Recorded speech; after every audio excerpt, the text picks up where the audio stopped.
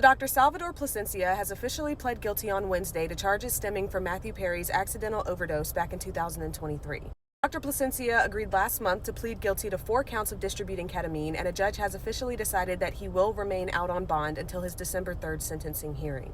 Now, according to an agreement with prosecutors, Placencia is facing up to 40 years in prison as well as 3 years of supervised release, and he is also facing fines up to $2 million. Now, his attorneys went on to release a statement on his behalf saying that he has agreed to voluntarily surrender his medical license, quote, acknowledging his failure to protect Mr. Perry, a patient who was especially vulnerable due to addiction. Dr. Placencia is profoundly remorseful for the treatment decisions he made while providing ketamine to Matthew Perry. Now, as we all know, Matthew Perry was found dead in his home in the Pacific Palisades back on October 28, 2023. The Los Angeles County Medical Examiner's Office went on to declare his death as an accident from acute effects of ketamine. It is said that Matthew was undergoing ketamine infusion therapy to treat depression and anxiety. However, an investigation did go on to find that he was seeking the drug outside of his treatment illegally.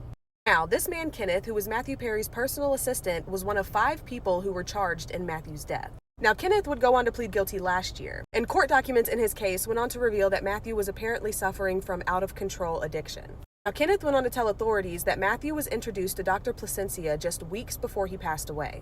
Dr. Placencia would go on to sell Matthew not only liquid ketamine, but also ketamine lozenges. And Kenneth also went on to accuse Dr. Placencia of teaching him, the assistant with no prior medical training, how to properly inject Matthew with ketamine.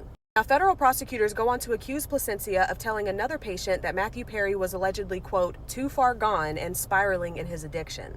Despite having that knowledge, Dr. Placencia chose to continue to sell Matthew the drugs anyways. And text messages between Dr. Placencia and a man named Mark Chavez, who was a former doctor who also pled guilty in the Matthew Perry case, showed the 2 men mocking and making fun of how much money they could potentially make by selling Matthew ketamine. One of the text messages allegedly went on to show Dr. Placencia saying, quote, I wonder how much money this moron will pay. Let's find out. I don't know, you guys. We will see how things play out with Dr. Placencia on December 3rd.